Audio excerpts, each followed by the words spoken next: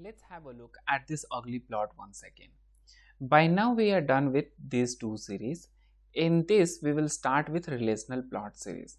Under this series we will learn all these three plots. Let's start with scatter plot. Scatter plot is a diagram which shows the relationship between two variables by plotting the points or dots. Let's take an example. Here we have two variables, height and weight, and 5 observations which we want to observe in terms of relationship. We want to observe what is the relationship these two variables share. So these are just 5 observations. So looking at those observations, you can easily say that what sort of relationship both of these two variables have. But what if you have 5 million records? So for that you draw a scatter plot. How you do that? You draw x-axis and y-axis. Let's take height and put that on y-axis. Let's take weight and put that on x-axis. Now it's time to plot the points. Let's take height, which is 4 feet, and weight, which is 40 kg, and put a dot over here. This is how. Now let's take weight, which is 50 kg, and the height, which is 5 feet, and put a dot over here. Similarly, height we will take 6 feet and the weight is 60 kg and put a dot over here. Same thing we will do for remaining 2 points. Now we have our scatter plot created. If you see, the element of a scatter plots are x-axis, y-axis, and the dots plotted in between, which shows the relationship. So if you say what is the relationship, does these two variables have? These have a linear relationship. What sort of linear relationship it has? It has positive linearity.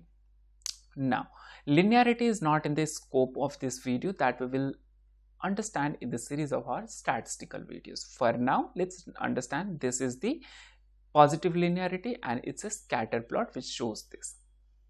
Hello everyone, welcome to the channel, and to understand the concept very clearly, please watch the video till the end. Once you are done with watching the video, do not forget to like, comment, subscribe and hit the bell icon. As per the official website of Seaborn, scatter plot accepts all these arguments, out of which we will learn all those which are most frequently used and are important. Let's jump to the Jupyter Notebook and try to understand this in detail. As usual, here I have already imported all the required libraries, and here I am taking the 50 sample records from this data sets. So what you need to do is just download this data sets. I'll make this Excel file in a way that it would have same set of records, right? So don't worry about this. Whatever data frame, I'll providing you the link, GitHub link to download that. If you download it from there, you'll get only these many records, right? These 50 records. Here I'm not doing much. Here I'm just taking a random 50 sample records from this entire data frame, because this has huge number of records, thousands of records. Moving forward, so this is the sample of our data frame which has all these variables. We will consider outlet size and the item MRP. Here, this one, these two variables we will take as numerical variables, and we will try to check the relationship between these two basis on the using the scatter plot. Let's draw them. SNS dot scatter plot, and first you need to provide the data frame name, which is mart, and x-axis variable. On x-axis I am trying to plot item MRP, right? Let me copy this and put it over here, item MRP, and on y-axis I will plot sales, and for the simplicity I will just copy this, and let's hit Ctrl plus enter. Here you have your scatter plot created. So if you see the relation, it's not linearly related, but it is creating two segments. So wherever the sales are below 2000, mostly the sales are below 2000 rupees, right?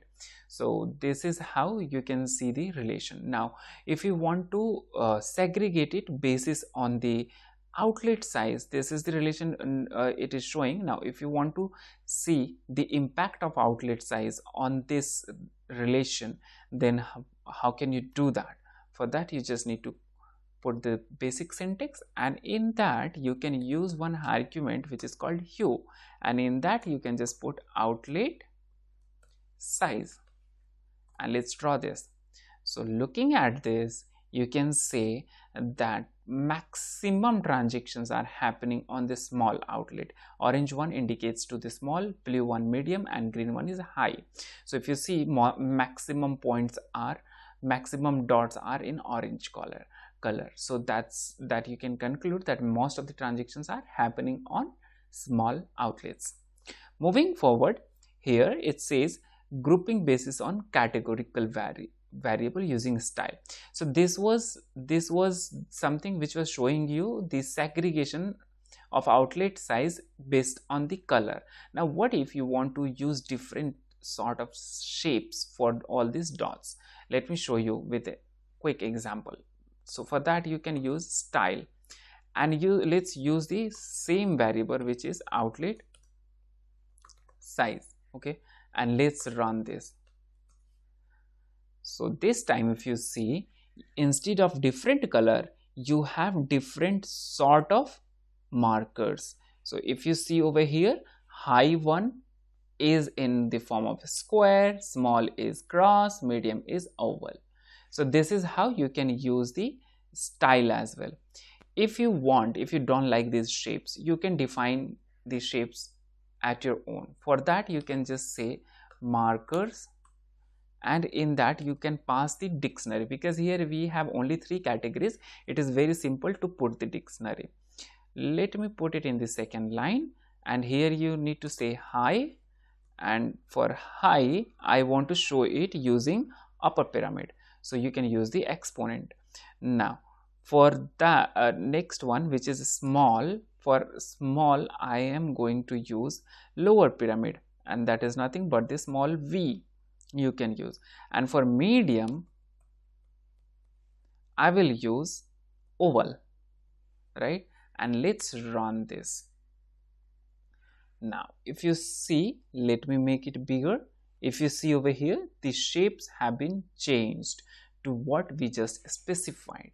So this is how you can use different shapes to categorize your scatter plot, and in fact you can specify the shapes of your choice as well, right? So let me move forward and take another example. Here, what if you want to see the shapes and in different color as well? Both of these two things if you want to use, what is it that you can do for that? So for that, let me just copy this and put it in the next one. Here I'll just put it to save the time, and you don't need to do much. Simply use hue and style, both of those two categorization argument together, and here I will use the same variable, same categorical variable, right? Here now if you see, the medium outlets are in blue oval, small is orange lower pyramid, high is upper green pyramid. So again you can see this. Now what if you want to include another variable in style, or maybe let's say in hue? For example, let's say I want to use outlet location type. Let's try to use outlet location type, and let's see what happens. Here instead of outlet size I will use outlet location type. So now if you observe this over here, so here you have two lower pyramids, which lower pyramid indicates to the small outlet. So what does that mean? This is in green color and lower pyramid. Lower pyramid shows small and green color is tier 2. Means in tier 2, this indicates a tier 2 small outlet. This one indicates tier 1 small outlet. So this is how you can read it, but keeping two different variable in this categorization is not advisable because it makes the plot cumbersome to understand. That's why we usually keep same variable in both of these two categorization.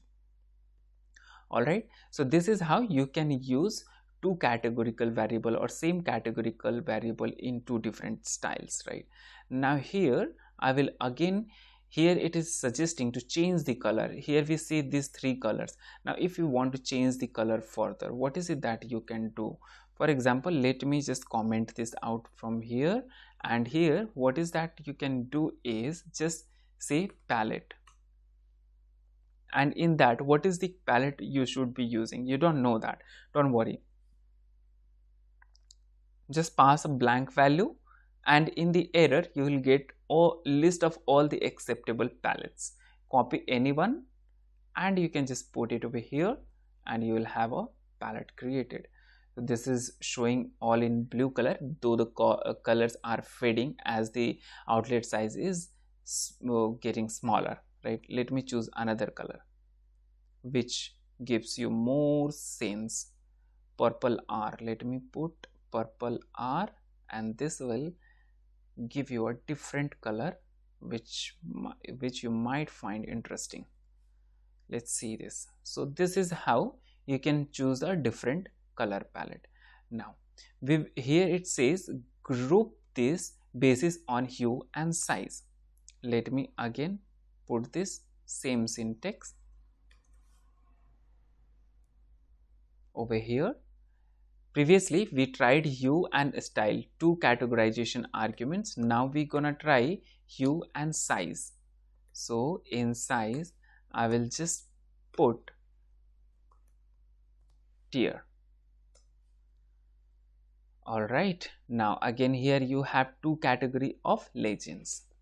Let me make it bigger and see. So wherever you see the combination of bigger dot and this faded color, you can understand that's that's tier 3 and high outlet. That's a high outlet in tier 3.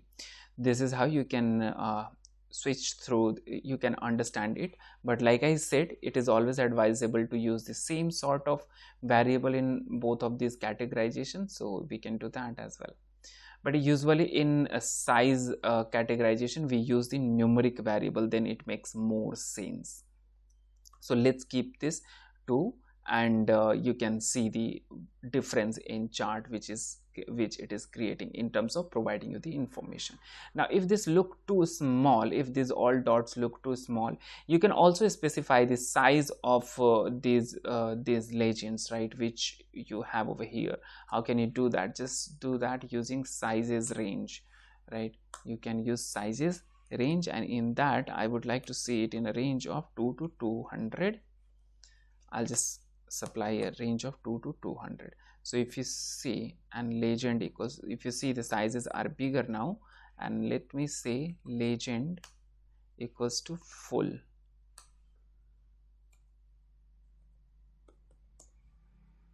like this.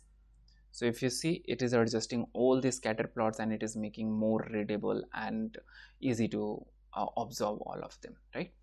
Now moving forward, for example, we are creating a very basic scatter plot, right? Let's say SNS dot scatter plot, and in that data equals to mart, x equals to item MRP, and then y equals to sales. But the pointers are too small. How can you change those pointers? To change those pointers, you can use size parameter, and that is indicated by S, nothing else. Just use 100 and you have bigger oval, right? If you want, you can change it to more bigger. You can make it 500.